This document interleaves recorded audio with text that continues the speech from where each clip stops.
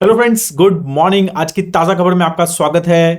पहले हमेशा की तरह ग्लोबल न्यूज़, फिर कुछ इंडिया स्पेसिफिक और कुछ स्टॉक स्पेसिफिक न्यूज़ की बात करेंगे। लास्ट तक वीडियो को ज़रूर देखिएगा। नॉलेज सेक्शन आज है फिर से। ठीक है, स्टार्ट करते हैं सबसे पहले ग्लोबल न्यूज़ की। तो फ्राइडे को यूएस मार्केट्स पॉजिटिव रहे। Again I think economic data जो आ रहे हैं वहाँ पर वो काफ़ी मतलब ठीक ठाक पॉजिटिव आ रहे हैं ओवरऑल। तो इकोनॉमिक एक्टिविटी एक ठीक ठाक नज़र आ रही है वहाँ पे, राइट। और जो बिजनेस एक्टिविटी कुछ इंडिकेटर है वो 31 मंथ हाई पे था इन नवंबर, राइट। क्योंकि एक्सपेक्टेड है कि भाई ये जो थोड़े बहुत इंटरेस्ट रेट कट किए हैं और जो ट्रम्प की जो बिजनेस फ्रेंडली पॉलिसीज एक्सपेक्टेड हैं, मतलब specially tax rate cut on corporate sector, ये एक्सपेक्टेड है। तो वो चीज़ का जो है impact on US markets consistently रहा है, स्पेशली आफ्टर ट्रम्प्स विक्ट्री। ठीक है, तो वो इसकी वजह से काफ़ी सारी ये पॉजिटिविटी यूएस मार्केट में कंसिस्टेंटली रही है। ये सब कंसिस्टेंटी की वजह से सबसे ज़्यादा बेनिफिट जिनको हुआ है that is Elon Musk. Now he is the world's richest person ever in history, right. तो कभी भी $334 बिलियन का उनका नेटवर्थ हो गया है, जो कि आज तक कोई भी वहाँ पर रीच नहीं किया है, राइट। और of course because of the Tesla stock surge after Donald Trump's victory, because he was very much involve in the campaign. ठीक है, तो वो 40% के आसपास का टेस्ला का स्टॉक सर्ज हुआ है। और ऑफ कोर्स उनका जो स्पेसएक्स एंड अदर जो इन्वेस्टमेंट्स हैं और जो बिजनेसेस हैं that is also doing very well for him. तो ऑलमोस्ट $70 बिलियन का जंप जो है लास्ट 20 डेज में एलॉन मस्क वेल्थ हैज़। तो आप अंदाज़ा लगा सकते हैं $334 बिलियन की इंडिया में एक भी कंपनी भी नहीं है। मतलब रिलायंस जो इंडिया की सबसे बड़ी कंपनी है, राइट, वो भी मेरे ख्याल से 220 बिलियन के आसपास है। तो the amount of wealth he has, right, it is bigger than may be India top 2 companies, right. Almost मतलब टॉप 2 कंपनीज के बराबर के आसपास की उनके पास वेल्थ है। या फिर टॉप 2 मत बोलो, फर्स्ट और फिफ्थ के आसपास बोलिए, right. But this is the kind of wealth Elon Musk currently has, right. तो यू कैन इमेजिन दैट। अब हम बात करेंगे price of the crude oil. तो वो थोड़े से बड़े हैं last week, majorly because of again थोड़ा सा मैंने शायद लास्ट वीक भी ये बात हुई थी हमारी फ्राइडे को कि ऑन यूक्रेन वॉर इंटेंसिफिकेशन थोड़ी बहुत जो रही, उसकी वजह से ही थोड़ा ब्रेंट जो है वो बढ़ा है। ऑलमोस्ट 5% लास्ट वीक बढ़ा। और because of Russia's missile attack on Ukraine, जो कि शायद फर्स्ट टाइम यूज़ हुआ है, एक इंटरकॉन्टिनेंटल मिसाइल किसी कंट्री ने यूज़ की है। This is the first time it has been use. This missiles की जो कैपेबिलिटी है वो न्यूक्लियर वॉरहेड भी ये लेके जा सकते हैं। तो इसीलिए ये सारी चीज़ें जो हैं वो थोड़ा सा इस एस्केलेशन की वजह से एक कॉम्प्लिकेशन जो है थोड़ा सा रहा और उसकी वजह से ये बढ़ा। इंडिया में अगर हम बात करें तो ऑफ कोर्स जो मार्केट आज रिएक्ट कर सकती है, right, which can be the biggest reason for Indian markets to react was the reason on Saturday, which is the win of Mahayuti, right? BJP led NDA government in Maharashtra by a big margin. तो more than 200 mark जो उन्होंने cross किया है, right. तो that is a big margin जो महायुति ने किया है। और वो एक काफ़ी बड़ा फैक्टर रह सकता है बिकॉज ऑफ एक्सपेक्टेशन की भाई अब एक पॉजिटिव एक मतलब कंप्लीट मैंडेट के साथ एक सरकार आई है, राइट। तो इंफ्रास्ट्रक्चर और अर्बन डेवलपमेंट, मैन्युफैक्चरिंग, ये सब चीज़ें, और मुंबई का development from banking and financial services perspective, right, ये सब चीज़ों पे काफ़ी फोकस हो सकता है। इंफ्रास्ट्रक्चर, बुलेट ट्रेन वगैरह पे भी जो भी काम चल रहे हैं वो भी चीज़ें हो सकती हैं, राइट। तो उसका एक एक्सपेक्टेशन है कि महाराष्ट्र में, और Maharashtra is India's biggest state, like मतलब फ्रॉम इकोनॉमी परस्पेक्टिव, राइट, सबसे बड़ा इकोनॉमी में कंट्रीब्यूट करता है, सबसे ज़्यादा इनकम टैक्स में कंट्रीब्यूट करता है। तो महाराष्ट्र एक बहुत इंपॉर्टेंट स्टेट है। तो उसकी वजह से I think there can be A positive trigger on Indian market. Friday का भी यही रीज़न माना जा रहा था। फ्राइडे में भी जो थोड़ा अपमार्क आया था वो भी यही माना जा रहा था कि ये एक रीज़न था। Now but with results clear, तो this can be one of the reasons as well. बाकी फॉरेन इंस्टीट्यूशन का करंट कंसिस्टेंटली आउटफ्लो चल ही रहा है मार्केट में, राइट। तो ऑलमोस्ट नवंबर में 26,000 करोड़ रुपए निकाल चुके हैं फॉरेन इंस्टीट्यूशन इन्वेस्टर्स। अक्टूबर में 94,000 करोड़ रुपीस जो है वो निकल चुके थे। From foreign institution investors. Again as a हमेशा मैं रीज़न जैसे बोलता हूँ कि बहुत सारे मल्टीपल रीजंस हैं, and one is the strength in US economy, मतलब US economy, US market I would say, ठीक है। और एक पॉजिटिवली रेट चल रहा है, इंटरेस्ट रेट लो किए हैं, डॉलर का प्राइस बढ़ रहा है, तो ये ट्रम्प के आने की वजह से भी कुछ फैक्टर्स रहे हैं, तो वो सब चीज़ों की वजह से lot of money is going back in United states. वो एक बहुत बड़ा, कल मैं एक डिस्कशन सुन रहा था, तो यही एक क्वेश्चन था कि बहुत सारे institutional investors, specially US institutional investors are thinking कि यूएस के बाहर क्यों इन्वेस्ट करें, राइट। कि डॉलर भी स्ट्रेंथन हो रहा है, इंटरेस्ट रेट्स भी अच्छे मिल रहे हैं, और क्या कहते हैं, मार्केट्स भी अच्छे कर रहे हैं, तो वहाँ बाहर क्यों जाएं, फालतू का रिस्क क्यों लें। तो ये एक, मतलब एटलीस्ट ये शॉर्ट टर्म में ये एक मेंटालिटी की वजह से बहुत ज़्यादा फॉरेन इंस्टीट्यूशन फ्लोज जो हैं बाहर नहीं जा रहे हैं, और इन यूएस में ही जो हैं वो रह रहे हैं। अदर कुछ स्मॉल न्यूज़ जो मैंने बोला था कि आपको, कि one reason of markets not doing, Indian markets not doing well in last 1.5 months has also been कि इंडियन इकोनॉमी में थोड़ा कुछ स्लो डाउन के कुछ इंडिकेटर्स दिख रहे हैं, जैसे जीएसटी के नंबर्स आए अक्टूबर के, और ओवरऑल क्या कहते हैं, पर्सपेक्टिव ऑफ पैसेंजर व्हीकल्स के जो नंबर आए, राइट। तो कुछ नंबर्स इस तरह से आए हैं, और जिस तरह के एफएमसीजी कंपनीज़ के रिजल्ट्स आए, राइट, और ओवरऑल रिजल्ट्स आए, और एफएमसीजी कंपनीज़ की कॉन कॉल्स में जो डिस्कशंस हुए, तो वो सब फैक्टर्स भी रहे। तो उसी तरह का आज एक नंबर आया विच इज़ कि इंडिया के जो मेजर पोर्ट्स हैं उनके कार्गो जो है, कॉन्ट्रैक्ट्स जो है, उसका वॉल्यूम ऑलमोस्ट 3.2% गिरा है year on year, right, in volume terms I am saying, right. तो ये सारी चीज़ें भी रही। तो ओवरसीज़ वॉल्यूम जो कार्गो रहा वो 5.5% जो है ड्रॉप हुआ इन अक्टूबर। डोमेस्टिक कार्गो भी ऑलमोस्ट 5.3% ड्रॉप हुआ, और तो कोल्ड शिपमेंट और सारे इंडियाज़ मर्चेंडाइज का एक्सपोर्ट और ये सारी चीज़ें भी जो हैं सब में थोड़ी थोड़ी गिरावट जो है वो दिखने को मिली है, राइट। तो ये अगेन एक, एज अ सेड, बहुत सारे फैक्टर्स हैं इसके लिए भी, कि गवर्नमेंट का spending and all those factors भी रहे हैं, बट ये सारी चीज़ें भी एक रीज़न रही हैं कि इंडियन मार्केट्स में थोड़ी सी जो सेलिंग हुई है ओवरऑल। बाकी still there is a lot of liquidity, और आईपीओज आर डूइंग वेल, और आईपीओ की अच्छी पाइपलाइन है। दिसंबर में ऑलमोस्ट 20,000 करोड़ रुपए का रेज प्लान्ड है, जिसमें से companies like Vishal mega mart may also have a IPO in November. तो there is consistently supply also.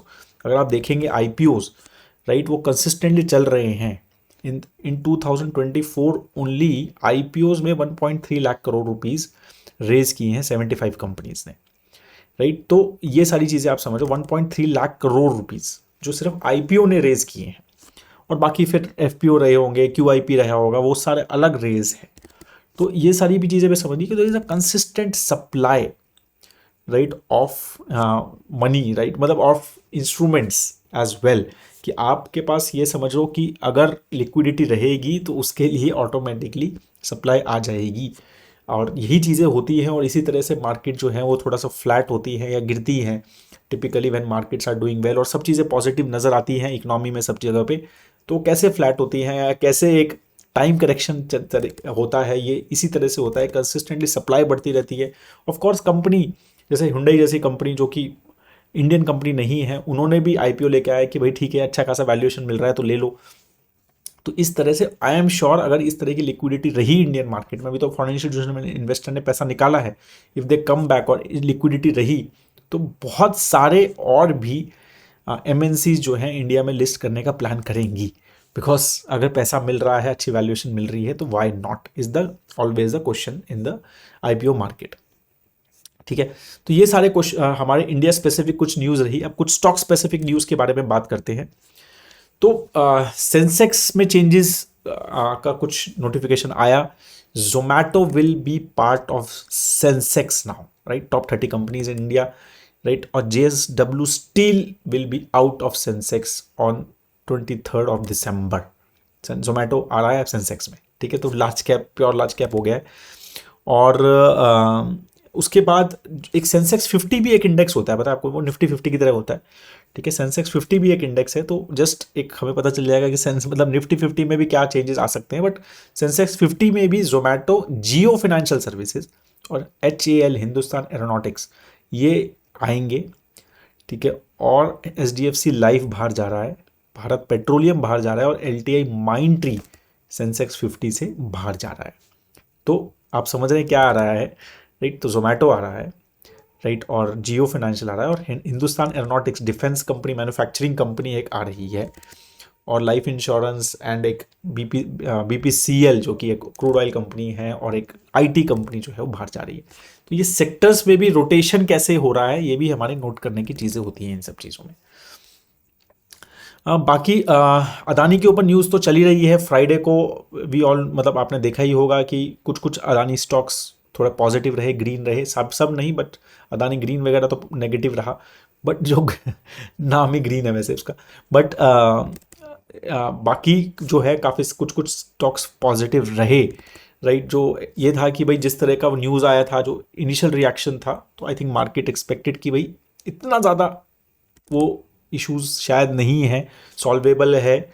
और उसमें भी अदानी CFO का जो कुछ स्टेटमेंट आया, उन्होंने कहा कि 11 पब्लिक कंपनीज हैं हमारी, किसी कोई भी कंपनी जो है वो इंडाइटमेंट में नहीं है, मतलब किसी के ऊपर लीगल प्रोसीडिंग कंपनी पे नहीं है, राइट। और तो वो जो कुछ कुछ लोगों पे लीगल प्रोसीडिंग्स बेसिकली हुए, तो कंपनी स्पेसिफिक कोई इशू नहीं है, राइट। और उन्होंने कहा कि अदानी ग्रीन एनर्जी के ऊपर भी जो पर्टिकुलर रॉन्ग डूइंग का जो केस है, या एलिज्ड केस है, राइट, वो भी उनके 10% ऑफ सब्सिडरी बिजनेस में है। और फिर उन्होंने यही बात की कि वो मतलब सिर्फ 11 कंपनी के ऊपर कोई भी डायरेक्ट केस नहीं है, it is on some individuals. तो ये सारी चीज़ें भी थोड़ी सी उन्होंने क्लैरिफाई करी हैं। Central Bank of India gets RBI nod to enter insurance business, right. तो सेंट्रल बैंक का भी इंश्योरेंस जनरली ग्रुप जो काफ़ी famous Future Generali India insurance company है, राइट। तो उनके साथ जो है Central Bank is planning to enter into a joint venture of in the insurance business as well, मतलब I think life insurance business की उनकी बात है। तो उसके लिए उनको RBI से नॉड मिल गया है। वेदांता का भी डीमर्जर का जो प्लान है, राइट, उन्होंने NCLT से उनको क्लैरिफिकेशन मिल गया है, मतलब क्लैरिटी मिल गई है कि भाई they can go ahead, right, for meetings of share holder की मीटिंग कर सकते हैं, क्रेडिटर्स के साथ मीटिंग कर सकते हैं। तो डीमर्जर कर रही है, मतलब उनका प्लान है काफ़ी सारी कंपनीज खोलने का। वेदांता ने एल्यूमिनियम की अलग कंपनी है, ऑयल एंड गैस की अलग कंपनी प्लान कर रहे हैं, और पावर की अलग कंपनी डीमर्ज करने का प्लान कर रहे हैं, स्टील की अलग, और बाकी बेस मेटल की अलग, राइट। और जो नई कंपनीज हैं या फिर जिंक है वो वेदांता में रहेगा, बाकी सब अलग अलग कंपनीज को डीमर्ज करने का प्लान कर रहे हैं, राइट। तो इस जब में अब उनको क्रेडिटर से तो ऑलरेडी अप्रूवल मिला हुआ है, अब आई थिंक शेयर होल्डर से अगर अप्रूवल मिलता है तो दिस में इस फिजिकल ईयर के एंड में, मतलब FY25 जो चल रहा है फरवरी मार्च में, एक्सपेक्टेड है कि ये डीमर्जर कंप्लीट हो जाएगा, राइट। तो this is what all the major news for today. अब मैं आपको शेयर करता हूँ आज का नॉलेज सेक्शन। तो आई hope that you can see this image. तो ये जो इमेज है, ये जो चार्ट है, बेसिकली दिस क्या शो करता है, ये है शो कर रहा है एक MSCI का इमर्जिंग मार्केट इंडेक्स है बेसिकली। तो emerging market index with respect to US S&P 500, ठीक है। तो ये जो है उनका रेशियो है, एक तरह से इंडेक्स का रेशियो। इसमें बेसिकली ये बताया हुआ है, ये जो रेशियो है ये ऑलमोस्ट अपने ऑल टाइम लो के आसपास चल रहा है। जो इमर्जिंग मार्केट इंडेक्स है MSCI का विद रिस्पेक्ट टू S&P 500, वो काफ़ी हालत ख़राब में है। मतलब बेसिकली ये है कि ये जो साइक्लिसिटी आप देख रहे हैं यहाँ पे 1973 से, कि पहले कम हुआ, फिर बढ़ा, फिर कम हुआ, फिर तो बहुत ज़्यादा बढ़ गया 1995 में, मतलब 5 के आसपास पहुँच गया, तो इमर्जिंग मार्केट्स बहुत ज़्यादा ऊपर हो गए, फिर कम हो गया वो 2000s में, राइट, फिर बढ़ने स्टार्ट हुआ, फिर 2007-8 में एकदम टॉप पे पहुंच गया, फिर गिरता चला गया, अभी गिरता ही चल रहा है तब से 2010-11 से। और इसीलिए अगर आपने देखा होगा US मार्केट्स जो हैं करंटली वर्ल्ड की ओवरऑल स्टॉक मार्केट के 65% है। सिर्फ एक कंट्री 65% ऑफ वर्ल्ड मार्केट है करंटली, राइट। तो ये जो चीज़ अगेन एंड अगेन बहुत सारे एक्सपर्ट है कि this is not looking right, कि एक कंट्री 65% वर्ल्ड मार्केट का कैसे हो सकता है। और मैंने इसके ऊपर ट्वीट भी किया था, I don't know if you follow that. तो वो चीज़ जो है, ये चीज़ यहाँ दर्शा रहा है कि जो इमर्जिंग मार्केट है, स्पेशली ऑब्वियसली चाइना की वजह से भी एक रीज़न है कि China is not done well, India is done well, no doubt in it, right. India is one of the best performing emerging markets, but overall emerging markets का जो index है जिसमें बाकी सब कंट्रीज हैं, राइट, वो overall it has not done well because consistently as I said, जो हमारा इनिशियली भी डिस्कशन हुआ था कि पैसा जो है वो यूएस में जा रहा है, तो वो अभी एकदम लोवेस्ट पॉइंट पे आ गया है। वो 0.5 0.6 मतलब सॉरी 0.7 0.8 पे चल रहा है इस रेशियो में, which is almost close to 1975 के लो पे। तो क्या ये बाउंस बैक करेगा? क्या emerging markets will emerge again? क्या इमर्जिंग मार्केट्स अगेन स्टार्ट होंगी और यूएस जो है उसकी जो स्टॉक्स हैं वो गिरेंगे, और उसके गिरने चाहिए और यहाँ के बढ़ने चाहिए, एटलीस्ट उसके गिरने चाहिए, इंडिया मतलब यहाँ के सेम भी रहें, तो तभी ये जो है ऊपर जाना शुरू होगा। तो ये क्या होगा? क्या ये रिपीट होगी हिस्ट्री? 3 टाइम्स साइकिल जो है, क्या ये रिपीट होगा? Is what the $1 million question is, right. तो of course this is what it is कि ये मतलब एक आर्टिकल ये था कि इसमें ये basically I took this chart from Wall Street Journal. तो यही था कि it is a time to invest in, it seems it is a time to invest in emerging markets. ठीक है, तो वो देखते हैं अभी क्या है। अगेन बहुत सारे नेगेटिव चीज़ें भी हैं, बहुत सारे पॉजिटिव चीज़ें भी हैं for emerging markets as well as from US, बहुत सारी चीज़ें डिस्कस कर सकते हैं। But it's a excellent chart for people to ponder, right, how markets works in cycles. 3 cycle हो चुकी है, हम आगे देखते हैं क्या होगा।